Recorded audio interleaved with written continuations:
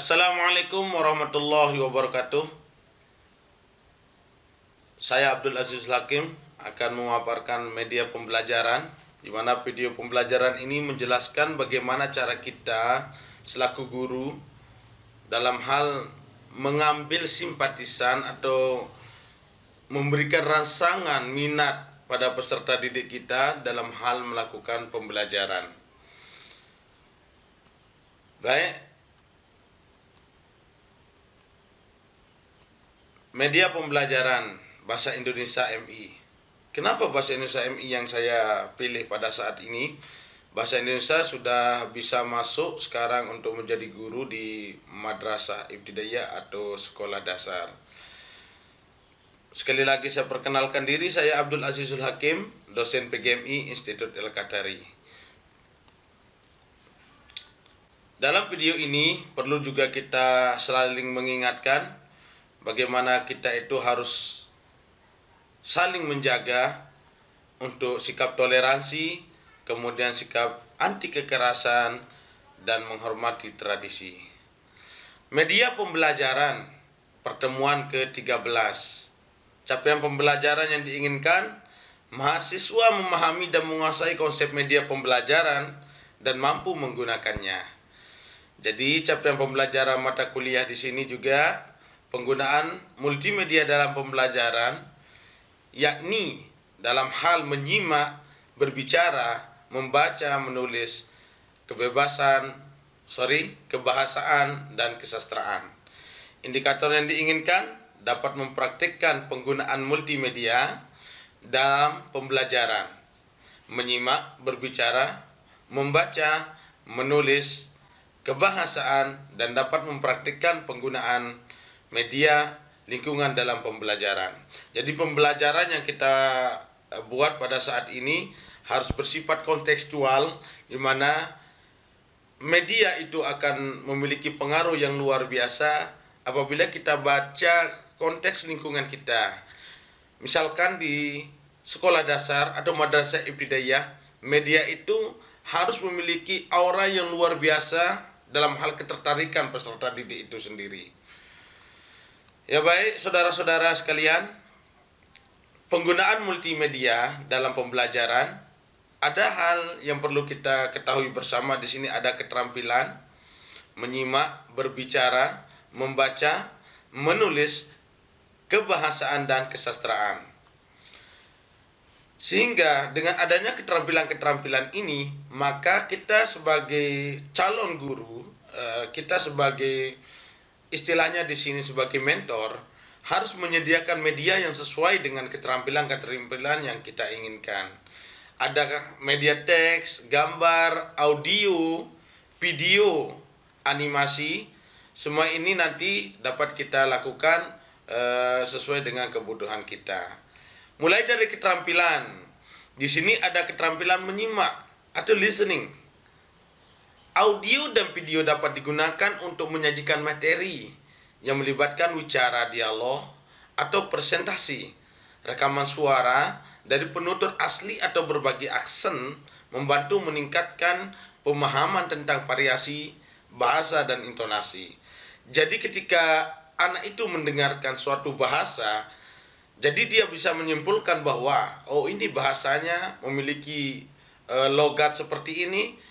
Dengan adanya media-media ini, itu akan memudahkan kita dalam hal menyampaikan tujuan yang kita inginkan kepada peserta didik.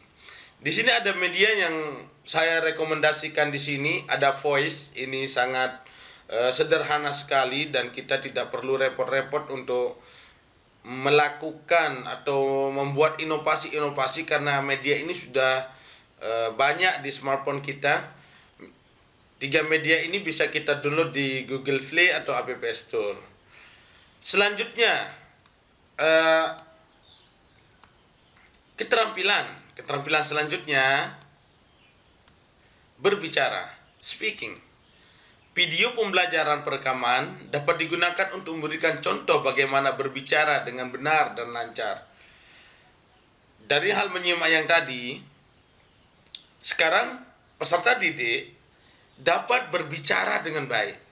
Ketika dia bergabung pada daerah atau teman-teman yang memiliki keragaman bahasa atau logat yang berbeda, anak-anak sudah mampu menyerasikan atau menyelaraskan diri dalam hal berbicara.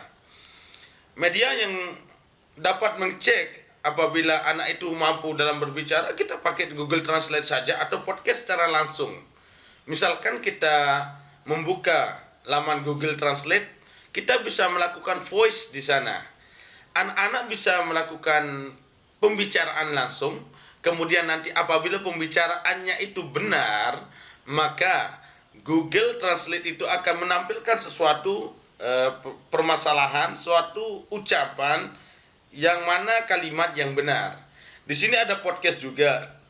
Kita bisa secara head to head pada peserta didik kita dalam hal menyampaikan, atau kita bisa menanyakan langsung terkait dengan bagaimana peserta didik dapat melakukan pembicaraan langsung.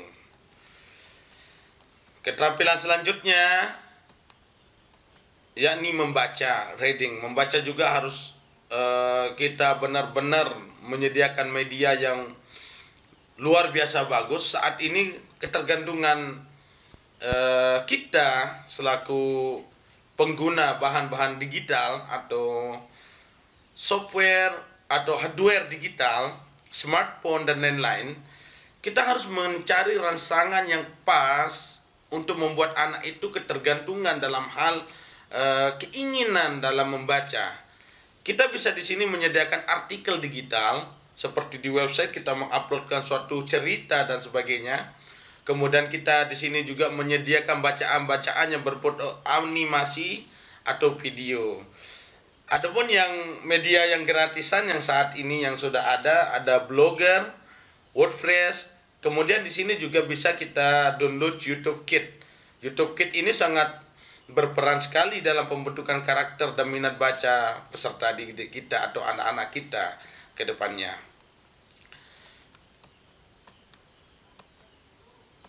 Selanjutnya keterampilan menulis, writing. Menulis, banyak sekali kita bisa berbicara, banyak sekali orang mampu melontarkan suatu kata-kata yang luar biasa maknanya. Akan tapi ketika kita mulai menulis, kita belum mengetahui apa pemikiran kita terkait dengan tulisan apa yang layak untuk kita tampilkan. Adapun software pengolahan kata atau aplikasi penyunting teks membantu siswa mengembangkan keterampilan menulis dan mengedit. Mengedit di sini perlu kita garis bawahi bersama bahwa peserta didik kita ke depannya nanti dia mampu melakukan istilahnya pengolahan kata. Kita harus menyediakan aplikasi yang sesuai. Nah, di sini sudah ada media yang dapat kita jadikan sebagai barometer anak untuk ketertarikan. Di sini ada media Find. Sekarang ini Find sudah berubah ya, sudah memiliki updating yaitu Find 3D. Ketika anak membuka Find ini nanti, ketertarikan anak terhadap sesuatu hal yang baru, peserta didik kita yang hal baru, maka muncullah keinginan untuk menulis.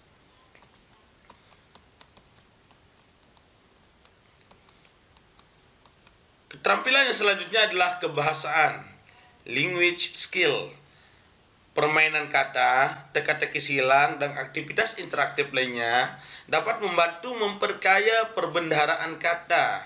Di sini tujuannya kita itu dalam hal kebahasaan adalah ketika anak mampu mengungkapkan suatu bahasa, dia mampu menjabarkan suatu kata-kata, entah itu dari segi sinonimnya, antonimnya. Adapun media-media yang nantinya akan berkaitan dalam kebahasaan ini, kita bisa menampilkan pada anak itu berbentuk game TTS. Itu game TTS sungguh luar biasa sekali pengolahan katanya.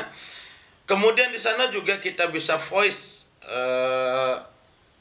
video penjelasan tentang konsep tata bahasa atau struktur kalimat, membantu pemahaman konsep bahasa secara visual. Jadi anak-anak itu setelah dia bisa melakukan sesuatu bahasa yang bagus, baik dan benar, bisa kita mengujinya dengan voice gitu.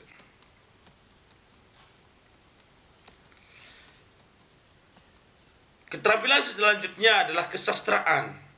Siapa sih yang gak suka mendengar maha gaya sastra? Apalagi anak, kita mengajarkan bagaimana anak itu, misalkan dia membuat suatu cerita, kemudian anak itu mampu untuk berliteratur, ya, mampu untuk memenuhi gaya bahasa yang sesuai dengan apa yang dia baca. Seperti audio buku atau podcast sastra memungkinkan siswa menikmati karya sastra dalam bentuk yang lebih menarik.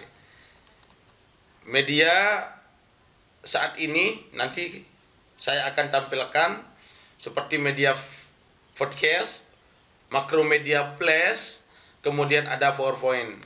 Di sini nanti akan saya contohkan bagaimana sih media sederhana, kemudian anak itu akan lebih tertarik dalam hal membaca gitu. Oke, di sini saya akan contohkan media kesastraan dalam hal membaca. Di sini cukup saya akan menggabungkan antara PowerPoint dengan gambar. Berikut kegiatan-kegiatan yang harus dipenuhi oleh mahasiswa itu sendiri, yakni bisa membuat media sekaligus nanti akan membentuk suatu rangsangan yang baru terhadap keinginan daripada peserta didik kita ke depannya dalam hal membaca, menulis, dan menyimak. Selamat menikmati video simulasi terkait dengan media pembelajaran yang saya buat dengan PowerPoint. Kemudian di sana juga akan ada tugas untuk mahasiswa dalam pertemuan ini. Saya Abdul Azizul Hakim. Assalamualaikum warahmatullahi wabarakatuh.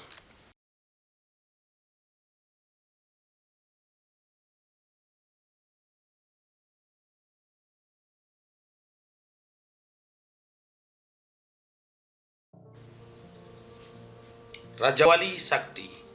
Bacaan pengantar tidur untuk siswa Madrasah Ibtidaiyah. Namanya si Entong. Dia anak rajin dan selalu patuh kepada orang tua. Entong anaknya periang. Sikap toleransi dan saling menghargai selalu dia jaga. Senyum lebar ketika sampai rumah pada saat pulang sekolah. Entong melihat anak Itik yang lucu kemudian mengejarnya. Entong mengejar Itik sampai ke tepian danau yang bersebelahan dengan teluk. Itik itu terus berlari sampai mata Entong tertuju pada seekor Raja Wali sangat besar. Seketika Entong panik. Dia berlari dan terus berlari. Entong terlalu takut sehingga dia memutuskan untuk bersembunyi di tepian teluk. Dia tidak terasa jarak antara rumah dan teluk sudah semakin jauh. Dengan badan yang gemetar, posisi linglung, matanya melotot melihat Raja Wali putih begitu besar mendekatinya. Dia makin berlari kencang. Entong berlari kencang. Pelarian Entong saat ini semakin jauh.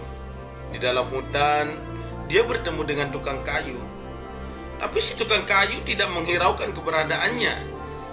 "Hei tukang kayu, aku tersesat," kata si Entong.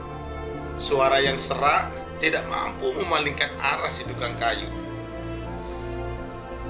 Pelarian si Entong berakhir pada hutan rimba yang begitu sepi, sunyi, sudah tidak ada harapan lagi untuk kembali. Raja Wali menemukannya seketika. Raja Wali berkata, "Hei, kenapa kamu lari?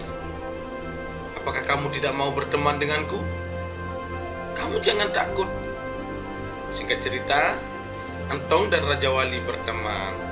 Raja Wali mengantarkan Entong pulang ke rumahnya. Oke, tugas buat video record audiovisual dan video cerita berbasis PPT atau Flash, materi bercerita. Selamat mencoba. Dadah.